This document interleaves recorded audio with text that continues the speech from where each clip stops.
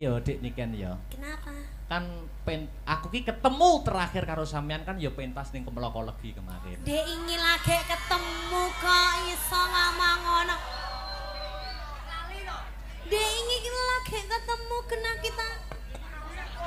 Apa kok? Iya apa maksudnya? Maksudnya ketemu. Maksudnya itu di sini dalam arti ketemu di panggung. Oh, iya.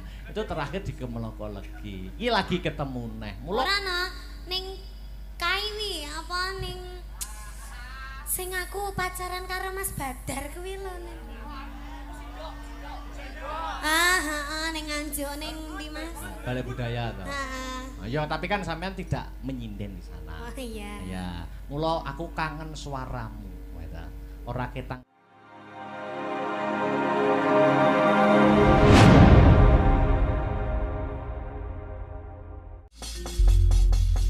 Aja Durga, aja.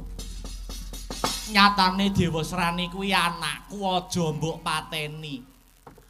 Enggak usah senggol-senggol. Enggak usah pegang-pegang. Mayah aku mayah. Nyatane Paduka mboten saged nuruti luwih becik kula patenane Dewa Srani. Isin kula siin. Mboten namung mangkaten bibar mateni Dewa Srani kula nyuwun layang pegat. Yo Joko kene diakeh kok. Anggepe apa? Aja Durga. Kowe iki elinga umur, kowe iki wis tuwa. Kowe iki wis tuwa elinga umur aja rabi karo Joko kene. Mengko yen kowe rabi karo Joko kene let sewulan Jokone mati. Lho lah kok saged mergo kenek susu kadaluwarsa Durga. Masane apa? Kene iki cek yo cek rapet. Purun mboten pukulan. Yo Durga yo.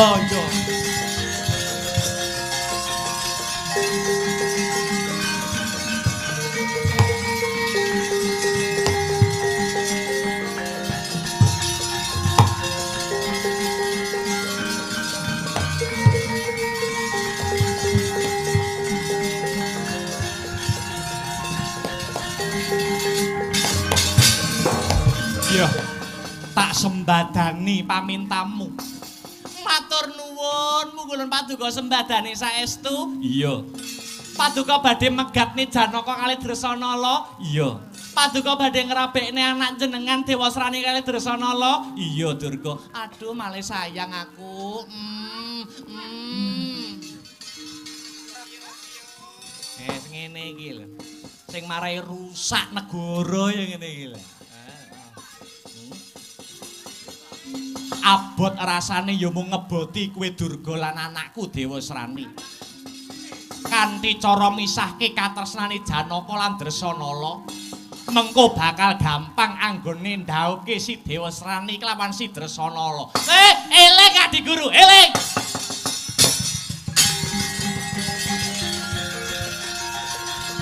Wah.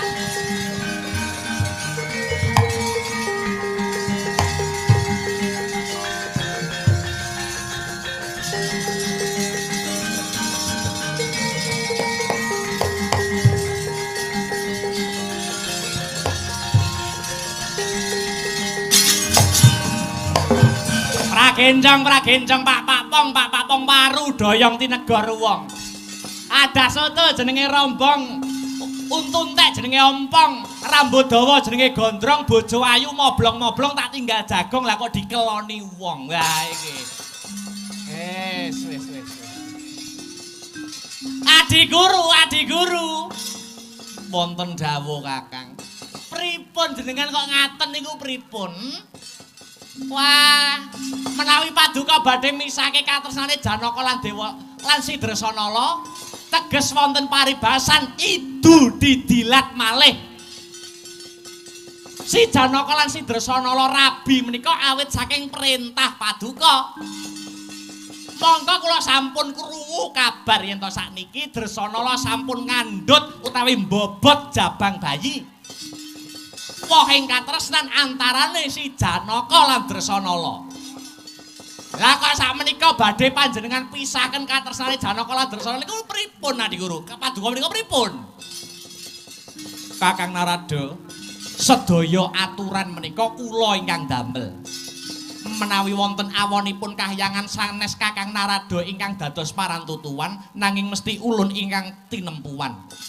Mila sedaya kedah sak pakon ulun boten kenging badal dawuh ulun. Lho iya, ning aja ngono ta. Mula ngertos panguwasa tunggal wonten asta padukan Adi Guru. Ning eling. Paduka ndapuk para pejabat dewa dados nayaka menika kadawan menapa? Napa namung kadawan ngamini tumindak paduka ingkang sewenang-wenang menika? Kula kadapuk dados mantri muka menika kejawi mbiyantu kewajiban paduka, kula nggih kadawan ngemutaken bilih paduka kesupen kinen ngleresaken menawi paduka menika tumindak lepat. Kakang Narada, Dewa Serani menika putra ulun.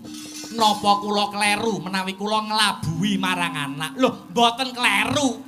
Nglabuhi nyang anak kok kleru piye to? Kenging menapa Kakang Narada nyentulani pikajeng ulun?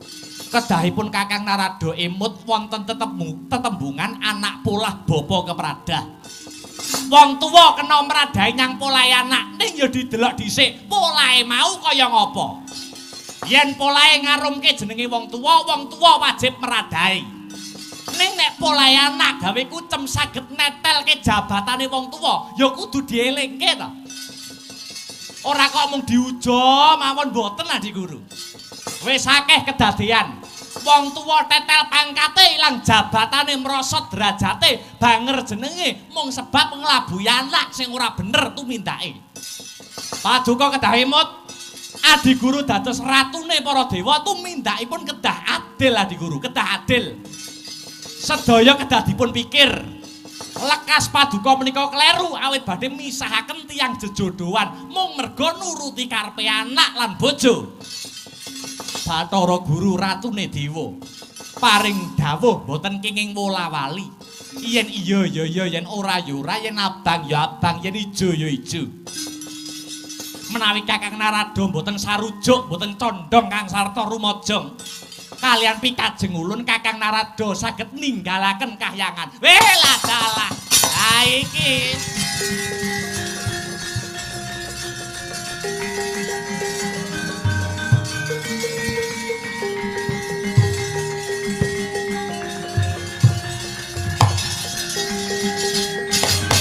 Ya, Adi Guru.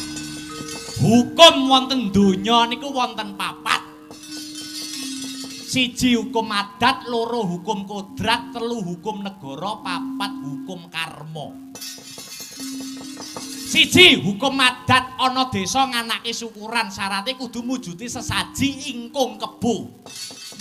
Gandeng desa kono ora kuat tuku kebo, kena diseranani, kena disiasati, tuntut gedang disikili papat, diwenehi sungu, niku pun muni kebo danyange ya ora kenyih. Loro hukum kodrat.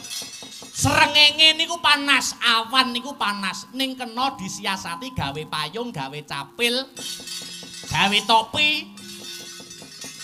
Kaping telu, angka telu hukum negara. Niki nggih kena disiasati, watone duwe duit akeh, duwe jabatan hukum niki kena dienggak-enggokke. Nanging sing pungkasan sinebut hukum karma utawi hukum dharma. Niku hukume tumindak, sapa nandur bakal munduh, sapa utang bakal nyaur, sapa nyilih bakal balikake, sing gawe bakal nganggo. Ing atase aku mung rekoso mikir, beteke mung mikirake, lah kok ngetokke siunge dupeh lagi dadi panguwasa. Panguwasa kinarya gada. Kula mboten gumun, Narada ora gumun. Pedah apa aku ning kene? Kayangan Suralaya hawane panas, nunggak waru, Narada ora melu-melu.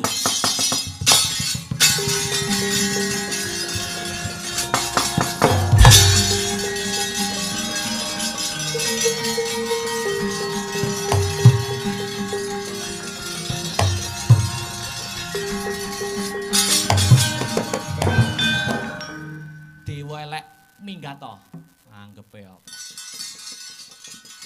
Kayangan Suralaya tanpa Narada jek jalan.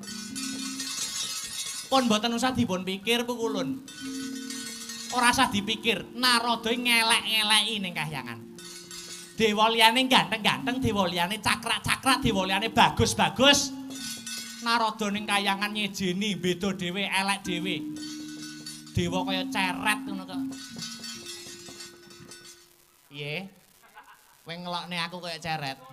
Mbok kira aku wis ngalih ngono piye? Wong aku jek tekan kono mbolokne kaya ceret. Mbok kira kupingku ora krungu ngono piye? Bola bali kayangan angger ketekan durga hawane panas, Kowe iki jane dewa. Ning dewane begenggek kowe. Galak. Ya Allah!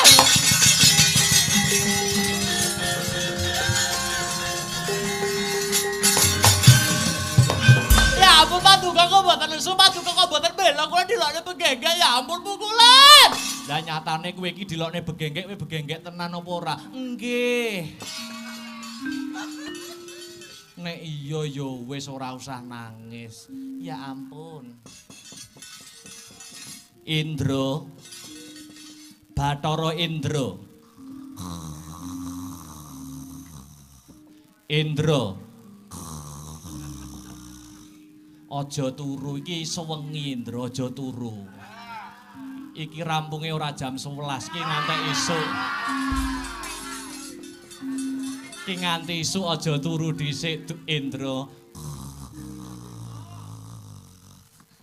Matamu. Kados pundi? Monggo kula dherekaken nyang ndi. Wah, mboten to. Ngapunten. Wonten dawuh napa Rama Pukulun? Parembukan kahyangan wis rampung para gage metuwa timbalana Bathara Brahma kon munggah wis tinggil kahyangan Suralaya. Lho niki ngestuaken dawuh amit madal pasilan Pukulun.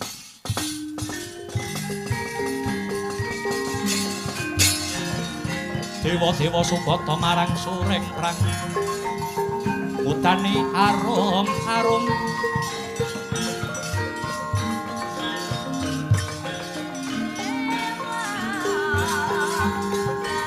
Ngendano ing awiyat Narada ngepalani. Narada ngepalani.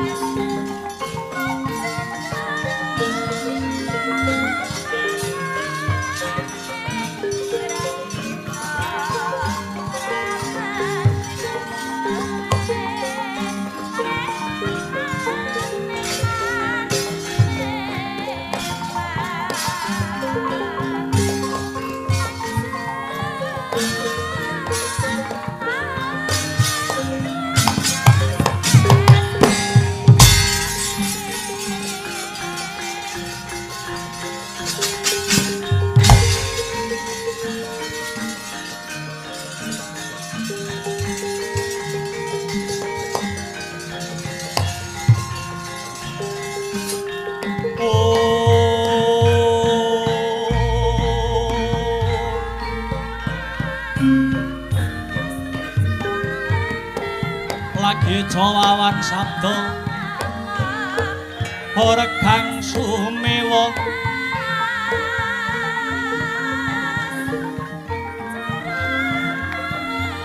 gegering pasewatan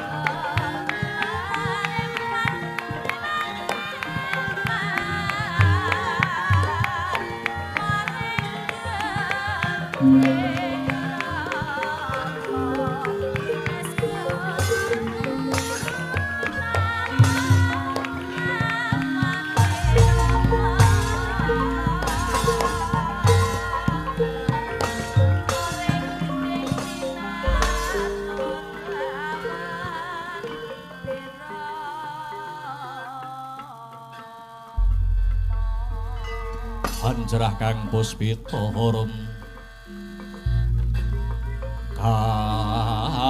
kasiliring samirana mbrek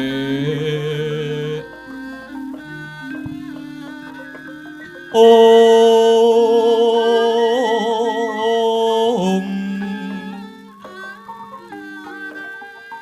Sekar gadung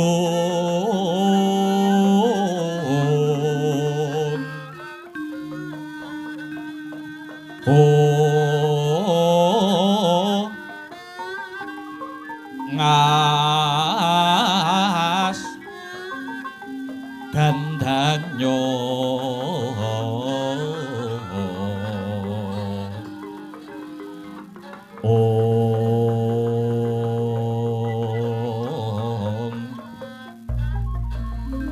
maweh raras renaning driya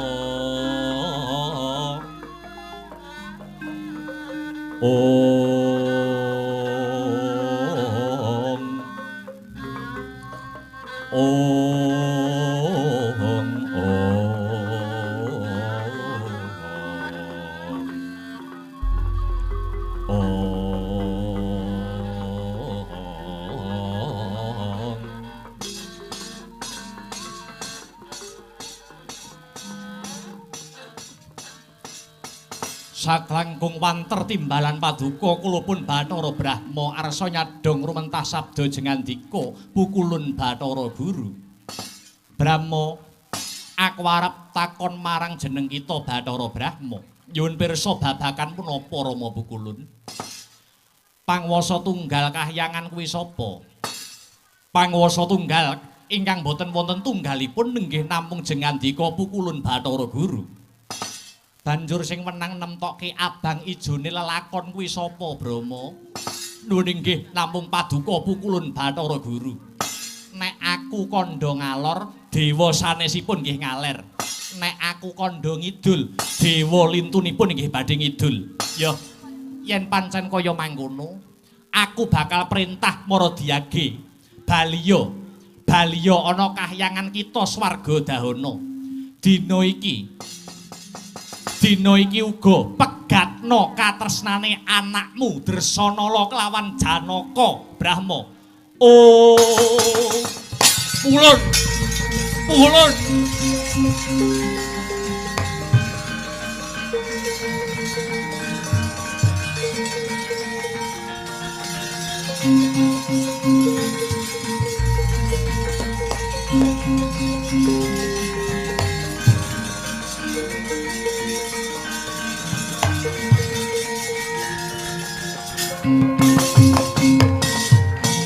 Oh, jagat Dewa Bathara. Kados sinamber gelap raos kawula pukulun.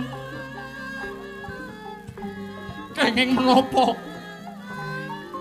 menapa paduka pukulun ngendika mbok menawi kula kedah misah katresnanipun Janaka lawan Dresanala. Kamangka sak mangke Dresanala mriku sampun bobot bayi pukulun. Oh, nyuwun ngapunten. Abot anggen kula nglampahi kewajiban punika pukulun. Brama, ing sekawit kita wis ngucap dhewe bakal nindakake apa sing dadi dawuh ulun. Tenang apa kok sak mengko kita mbantah dawuh ulun. Eling Brama, eling. Lati pakarti kudu nyawiji. Apa maneh sing paring perintah Pangwasa Tunggal Kahyangan Suralaya. Yen sira mbantah perintah ulun, apa kira-kira kowe kuat nampa pidana saka Bathara Guru? Nanging pripun nasibipun jabang bayi wonten sajroning kandhutanipun Dresanala pukulun. Bayi ingkang boten weruh kintang kimpuling lampahan, bayi sing ora weruh dosa, menawi benjang dewasanipun nangletaken wong tuwane dos pundi nasibipun pukulun. Aja kuwatir. Yen Janaka wis ngalih saka kahyangan swarga dahana, anakmu Dresanala bakal ulun rabekke karo putra ulun ya kuwi Dewa Srani. Nanging pukulun ora usah nganggo nanging. Wonten paribasan, ora usah nganggo paribasan. Budhalo dina iki Brama, kowe budhal apa nampa paukuman, nampa pidana saka Bathara Guru.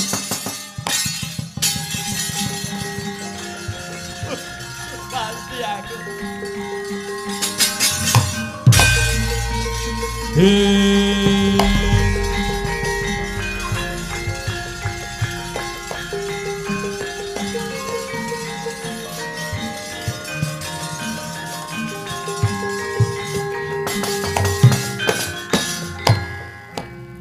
Matur nuwun Bu Kulun, matur nuwun Paduka sampun minangkani pamintanipun anak Paduka. Nuwun inggih pun Dewa Srani. Iya. Banjur Durga jeneng kita arep menyang ngendi? Kula badhe ngetutne Brama. Kula badhe ngawat-ngawati lakune Brama. Apa pancen tenan tega arep misahke anake karo si Janaka? Menawi mboten, kula ingkang badhe ngukum pun Brama. Menawi Janaka kalian Dresana sampun pisah, kula badhe balik wonten kayangan Suralaya mriki, Kulun. Ya, Durga. Duga-duga ginawa, ati-ati aja nganti keri garwaku wong ayu pramoni. Gandanya sekar gadung.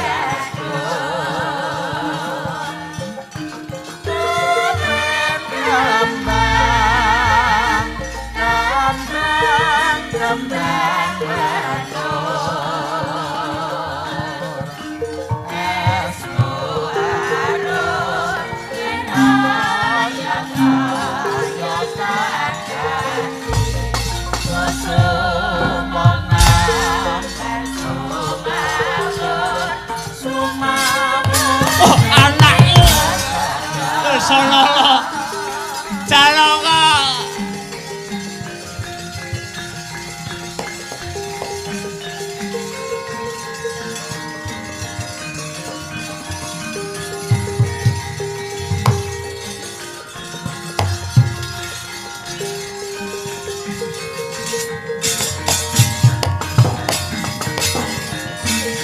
Sinokarta mrehtar tamtu tamtuning utama titi tetep dadi pangobaning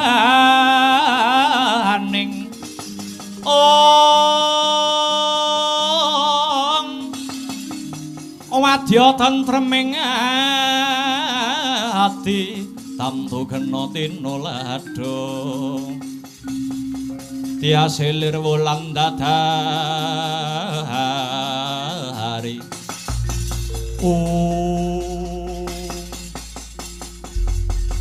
Janaka Arjuna cah bagus.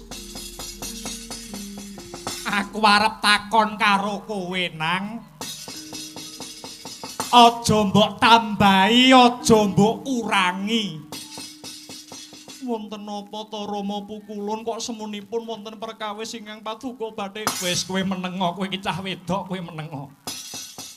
Janaka wonten dawuh Rama Pukulun. Kowe rabi karo anakku Dresana apa pancen tresna lahir batin nang. Kabengka aja jinubu aja jantungipun pun Janaka mboten wonten tulisanipun wanita sanes kejawi namung Kang putra pun Dresanala. Banjur jeneng kita Janaka manggon ana kayanganku, kayangan Swargadana. Aku ning kene iki mbok anggep dadi apamu. Paduka sampun kula anggep dados sudarma utawi tiyang sepah kula piyambak. Aku wis mbok anggep kaya bapakmu dhewe, lakar kados mekaten. Banjur kewajibane anak marang bapak, kewajibane anak marang wong tuwa iki apa, Janaka? Nuwun inggih menika mbangun miturut napa ingkang dados perintahipun wong tuwa. Yen kandha ngalor, Janaka badhe ngaler. Yen aku kandha ngidul, Arjuna nggih badhe ngidul. Yen kowe tak perintah mlebu ana segara geni, sampun malih kula diperintah mlebet wonten segara geni. Kula ke nyemplung segara kidul badhe kula lampahi. Bagus. Lati pakarti kudu nyawiji, kowe lanang tenan. Kowe satriya tenan Janaka. Yen pancen kowe satriya, sumpahe satriya kuwi apa? Lati pakarti kedah nyawiji. Yen iya inggih iya, yen ora ya ora. Pangandikanipun satriya Pandhawa Kresna ingkang tumetes dlancang seta sayekti mboten kenging dipun busak. Bagus. Dina iki ora usah dadak kesuwen. Aku nampa dawuh, aku nampa perintah saka pukulun Bathara Guru ya pukulun Manikmaya. Dina iki uga kowe kudu ngalih saka kayangan swarga Dalna lan kowe kudu pegat karo anakku Dresanala Janaka. Oh.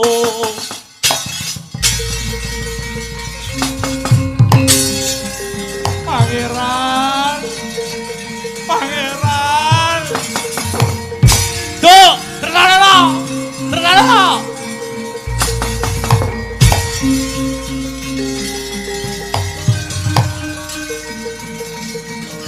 Pangeran.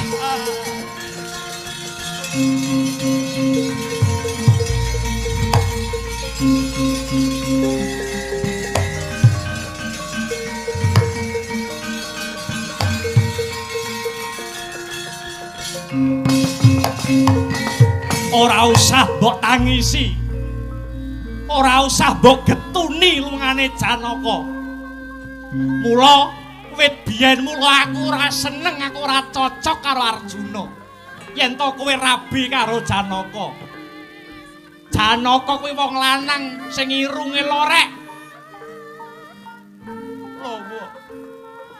Lomo Paduka mboten mikir menawi kula sampun bobot jabang bayi. Aja kuwatir, Nduk Cahayu. Saklungane bojomu Janaka, ana wong lanang liya sing bakal nampa kowe apa anane. Nadyan kowe calone randha ning kowe iki randha teles. Ana wong lanang sing ora kurang gagah, ora kalah sugih bondo donya, ya kuwi putrane Bathara Guru lan Bathari Durga jenenge Si Dewa Srani. Ya Si Dewa Srani sing bakal genteni Janaka kang bakal ngayomi sliramu Dresanala.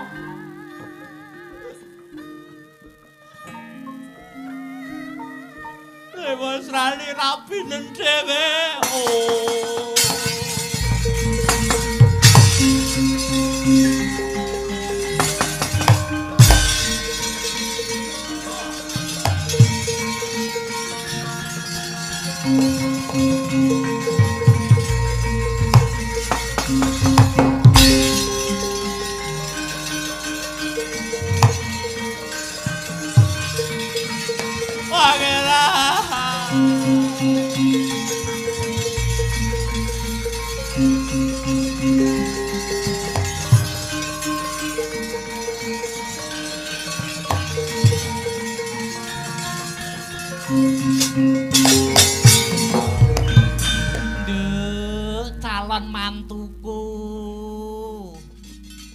Cahayu Dresanala, tresna kuwi jalaran saka kulina ya, Nduk. Yen kowe kulina jagongan, kulina kumpul, kulina kelon karo anakku, kowe bakal seneng dhewe. Anakku ya ora kalah lho, Nduk, karo Janaka. Sugih-sugih Dewa Srani ketimbang Janaka, dasare ya dadi ratu ana ing negara Tunggul Malaya. Piye kowe gelem apa ora, Wuk? Nyuwun ngapunten. Sampun dados sumpah kula. Mboten badhe ngladeni tiyang jaler sanes saklintunipun Pangeran Janaka. Kepara badhe kula entengaken pejah kula batu-bat. Yen kowe nolak marang panglamare anakku Dewasrani, tegese kowe ngremehke Betari Durga. Ayo, kowe gelem apa ora? Mboten badhe kula kersa. Gelem apa ora? Mboten. Bosen urip kowe.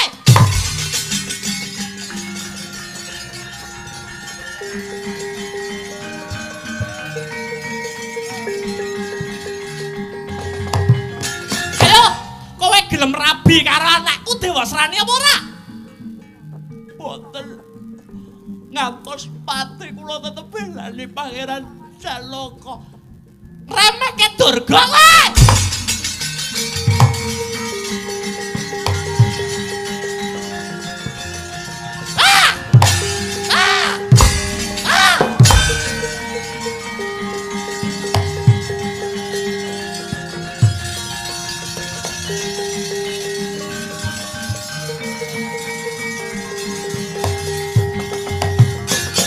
Ucap den polo gantang den gepuki risang Dresanala kalian wujudipun rantai sing gedene sak lengene sinden pojok dhewe. Ucap bengok ora kuat ngempet lara risang Dresanala panjeriting risang Dresanala mbarengi bayi ingkang 7 wulan wonten kandungan medal miyak langse Gumbala Giri. Miyak langse Gumbala Giri. Miyak tegese buka, langse tegese selambu, Gumbala tegese brengos, Giri tegese gunung. Bayi metu lewat dalan gunung sing enek brengose. Bayi medal Jaka Kumalakala bebarengan kalian dewa ingkang anawaraken kembang-kembang hormati sang bayi anake Panengah Pandhawa Janaka.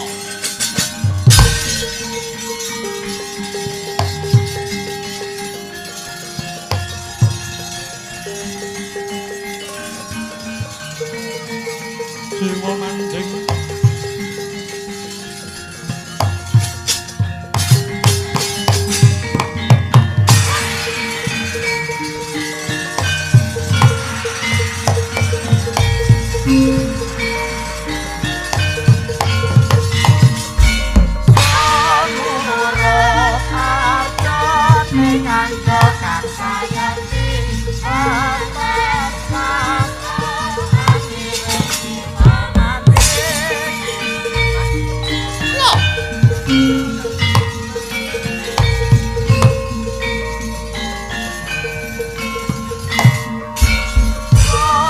Dewasrani gawanen Dresanala Dewasrani.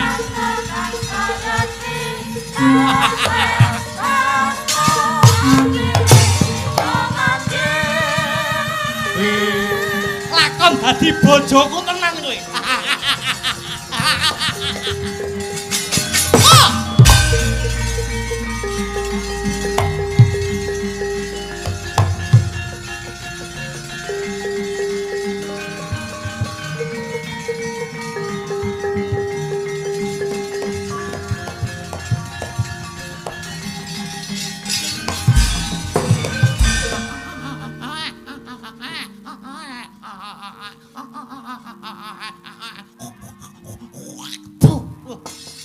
Bayi wis ngidoni.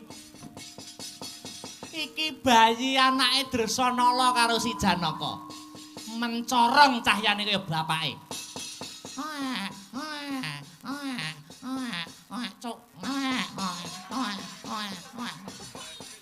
Anake metu lanang. Yo, bayi kok wis tukul rambute.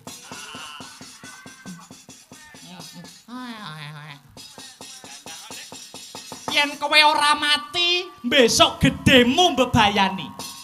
Bakal tak pateni anake Janaka karo si Dresanala iki.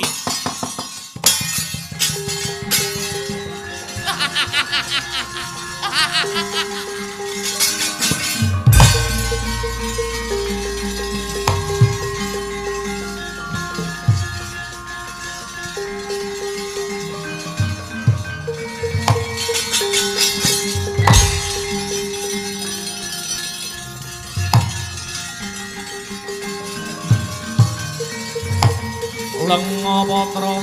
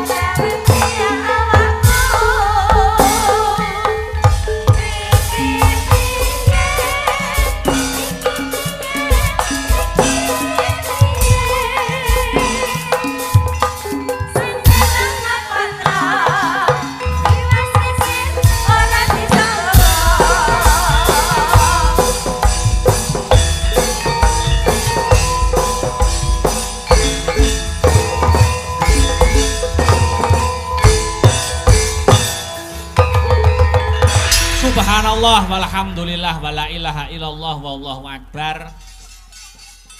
Duh, anakku sing setinik-tinik limbu. Apa, Yung? Leren sawetara ya, Nduk. Nggih, Yung inggih. Kang angka sepisan ora lali ngunjukke rasa puja lan puji syukur kang jero. Konjuk marang Gusti kang nyipta jagat Allah Subhanahu wa taala. Tuhan yang Maha Esa yang widiwasa kang wis malembarke keberkahan lan kenikmatan wujude kesehatan becik kesehatan lahir uga kesehatan batin inggih Yung Ho'oh Lah banjur iki janjane awake dhewe sowan ana ngendi lan dalam rangkaian adicara apa ngene. Iki awake dhewe ngene ya, Nduk. Sak kanca sowan ana ing wilayah Banjarjo, Gabus Kabupaten Mrobokan, mapan ana pepundhening awake dhewe ya kuwi Sohibul Hajat Bapak Haji Parmin lan Ibu Hajah Marlian. Oh ngono. Iya. Ewadene acarane ya kuwi pernikahan utawa walimatul urus. Banjur sing didhauhke sapa, Mak? Sing didhauhke utawa sing dirabekke ya kuwi Kang Masku, Kang Mas Solikin, Kang sarta Mbak Yuku Anissa Rahmawati. Oh ngono. Mas Solikin putrane Bapak Haji Parmin karo Ibu Hajah Marlian kang lenggah ana ing Banjarjo, Kecamatan Gabus. Iya, wong dasare jernyatane wong tuane Bapak Haji Parmin kuwi nyambute ning Kalimantan kok nggih. Oh ngono. Ning iki pengen diramekke rabine Kang Masku Solikin, diropian-ropianke, digedhek-gedhekke. Mula keluarga besar Bapak Haji Parmin kundur, kepareng kundur. Iya, ana ing daleme kene, dalem Grobogan. Alhamdulillah. Mula wis sak wajibe awake dhewe ngaturke panuwun ya, Mak. Ya Nduk, ngaturke panuwun kang tanpa pepindhan, terima kasih yang sangat banyak. Ya kuwi kunjuk marang keluarga besar Bapak Haji Parmin kang wis pinercaya nimbali awake dhewe sak kanca anggone paring hiburan, paring lelipur, gelar kelir, gantung gong utawa wayangan ana ing laladan Banjarjo dusune Nganggil. Oh Nganggil. Kecamatan Gabus Kabupaten Grobogan. Iya. Sowan komplit. Rombongan Astabrata saka Kutha Maruta utawa Kota Angin. Wah ya. Kadipaten Nganjuk, wayang gamelan kabueh nggawa saka omah, ora enek sing ditinggal. Lah iya. Alhamdulillah wa syukurillah. Tambah sedulur, tambah rejeki. Idep-idep ngeraketke paseduluran nyambung tali silaturahmi karo warga masyarakat ana ing Nganggil Desa Banjarjo Kecamatan Gabus Kabupaten Grobogan kene ya, Mak. Dawe agama cetha. Sapa sing sok seneng nyambung tali silaturahmi, njembarke paseduluran fa insyaallah bakal didawake umure, dijembarke rezekine, Nduk. Amin ya rabbal alamin. Alhamdulillah. Dasare keluarga besar Bapak Parmin kuwi wong grapyak semanak tur semedulur. Senadyan lagi sepisan ketemu parandene aku karo kanca-kanca Astabrata dirangkul kaya dulure dhewe, Nduk. Ngono ya, Mak. Iya. Ya iki sing jenenge wong liya dadi sedulur iki ya iki. Tenan kok, Nduk. Suguh gupuh lungguh aruh ora nguci wani. Suguhan wiwit sore banyu mili. Oh ngono. Lagi mlebu bleng ana ing transit, ana ing pondokan. Lagi mlebu ruang tamu. Wah, jandaharan panganan pirang-pirang. Oh ngono. Mlebu menggurine, rada menggurine panganane. Oh ngono. Rada menggurine ya panganan ya pirang-pirang. Oh iya. Bareng mlebu jeding bayuh gombale pirang-pirang, Nduk. Bisa malah gombal. Ayo urung sempet tak dijupuk. Ayam. Alhamdulillah sawangen, Nduk. Iki sing kepareng mirsani, sing kepareng nonton ana ing TKP, ana ing lokasi. Akeh ora umum. Penonton bludak iki membuktikan akeh para warga masyarakat kene sing tresna marang keluarga besar Bapak Haji Parmin kang sarta Ibu Hajah Marlian. Ngono. nyalange utawa ngubungi awake dhewe udakara sewulan kepungkur. Sewulan kepungkur. Heeh. Bapak Haji Parmin kuwi nilpun awake dhewe iki posisi ora ning kene, ning Kalimantan kono. Oh ngono. Heeh. Dadi wis ora usah dadak rawuh ana ing gubuke awake dhewe, ora usah dadak rawuh ning omahe awake dhewe. Cukup via telepon. Oh ngono. Heeh. Mas Akbar niki badhe wayangan. Rabine anak kula. Oh ngono. Heeh. Wis langsung regane semene tanpa ngenyang, Nduk. Oh ngono. Kyai Sembodo. Ah iya. Luar biasa, luar biasa.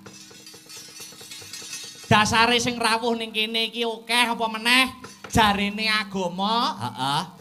Dongane wong 40 kuwi babak timbang karo dongane wali siji. Oh ngono. Heeh. Lah bengi iki sing kepareng rawuh semene okehe jajal ki wali pira sing ndongake marang temanten kekarone. Oh ngono ya, Mas. Iya. Nduk piye? Gandeng Mas Solikin Kang sarta Mbak Yuku Mbak Anissa Rahmawati. Heeh. Iki wis rabi, iki wis palakrama. Ana priyayi sing titip ning aku, Nduk. Titip. Heeh. Supaya paring wejangan marang penganten kekarone. Oh ngono, Mak. Wejangan, wejangan piye? Wejangan mau ya kuwi babakan 10 pepacuh sing kudu disingkiri tumrap wong omah-omah, Nduk. 10 pepacuh sing kudu disingkiri tumrap wong omah-omah. Ana pepunden sing titip karo aku babakan iki apa wae 10 pepacuh sing kudu disingkiri tumrape wong omah-omah, Yung. Siji, ya kuwi aja kulino nyepelekke siji lan sijine. Oh ngono. Tegese tumrape wong jejodhoan kudu kajen kinajenan, kudu ngregane kabecikan sing ditindakake dening pasangane, aja mung nyawang alane wae ning katana becike wae, Nduk. Oh ngono, Mak. Kuwi angka 1. Heeh. Angka 2 ya kuwi aja gedhekke sujana kang tanpa panaliten, aja gedhekke sujana, utawa cemburu sing tanpa panaliten. Tegese aja gampang dakwa sing tanpa bukti. Ning yen pancen ana buktine ya dirembuk kanthi sareh lan wicaksana. Paribasan kedung jero kena dijajaki jroning ati sapa sing ngira ngono kae. Oh iya, Mak, iya. Nggih. Banjur angka 3 aja gampang nyalahke.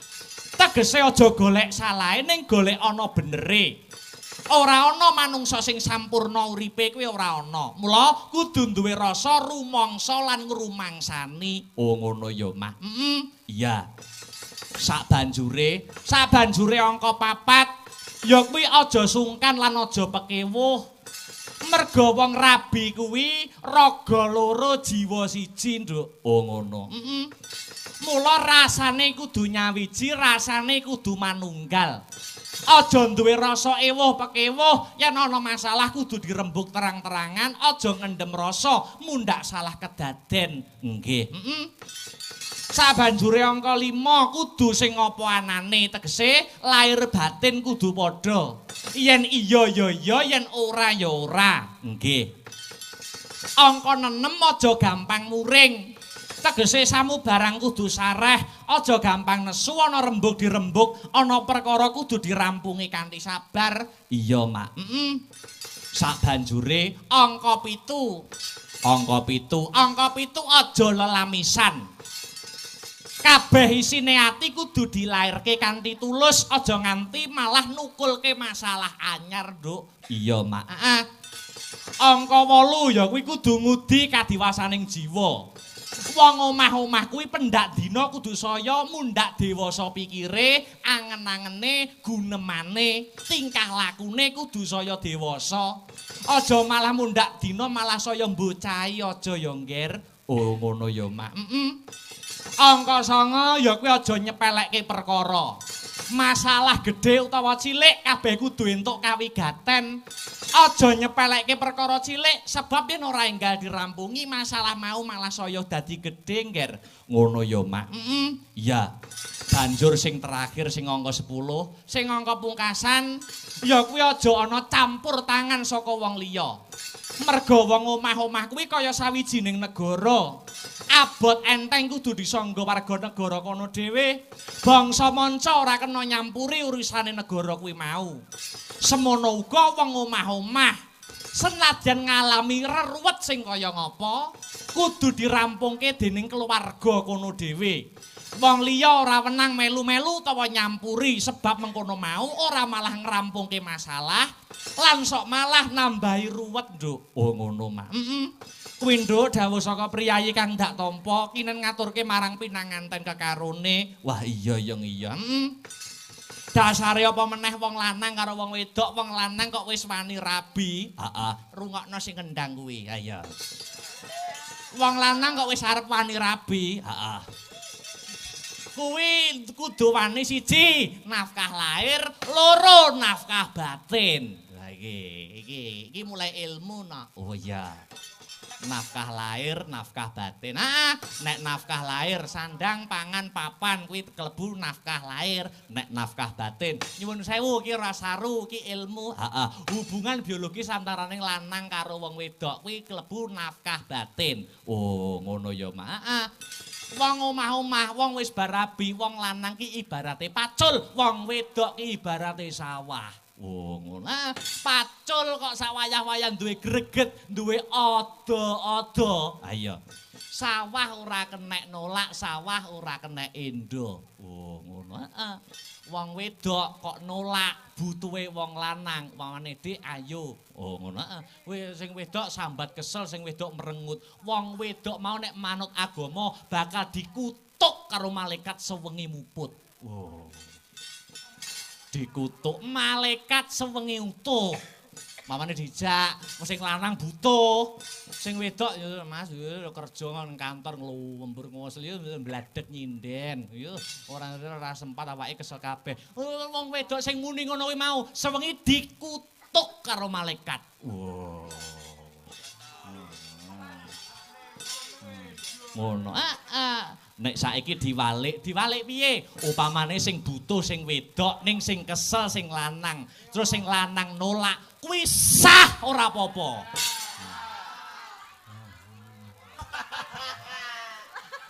Payo. Lho sing bengok-bengok ibu-ibu lho. Wah ngono kuwi jenenge ora adil. Lho iki agama ora kok banyol. Oh ngono. Ibarate ya ril karo sepur. Heeh. Rile kuwi wong wedok, sepure kuwi wong lanang. Heeh. Kok sing sepur ora kudu lewat rele pengen dilewati sepur, ora panggah lewat ora liwat sepure. Oh ngono. Ning nek pengen ya kuwi sepure sing pengen lewat rele ambak kesel. Wis to meneng wae panggah ejes. Oh ngono.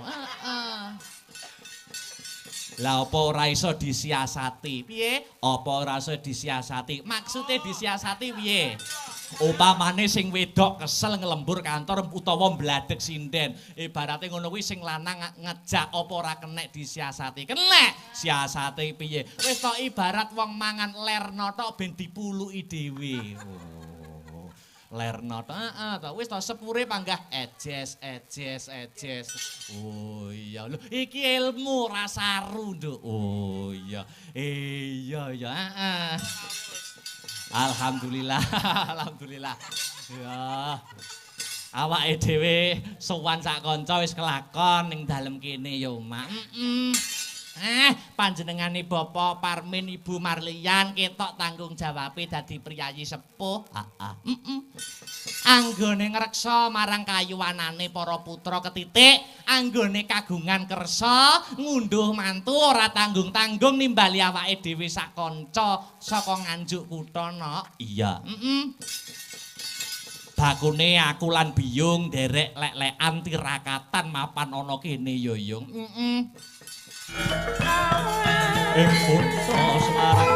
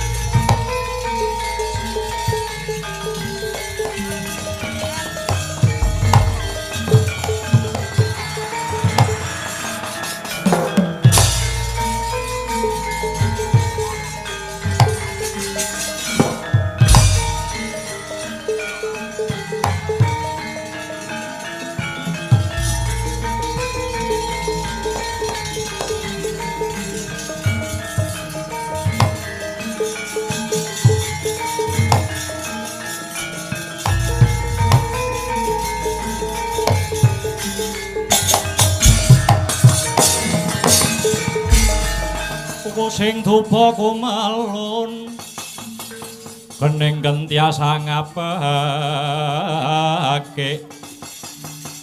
kawangku sagong jajahan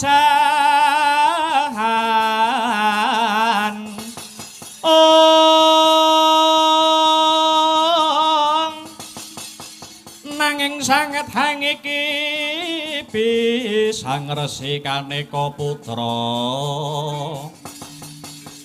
kang hanjok saking wiyati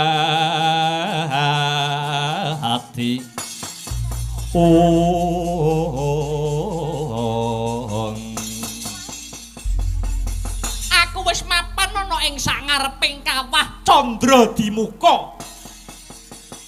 Kawah Candra-Dimuka iki geni sing mangalat-alat. Bayi iki anake Janaka kelawan Sidrasanala bakal tak lebur ana kene supaya mati. Bayi iki yen ora mati besok gedene dewasane bakal mbebayani tumrap Dewasrani. Bayi anak Janaka lan bayi anak Drasanala slendra sing dadi rasamu, slendra sing dadi jiwamu. Kelakon mati ana ing kawah Candra-Dimuka kene kowe nang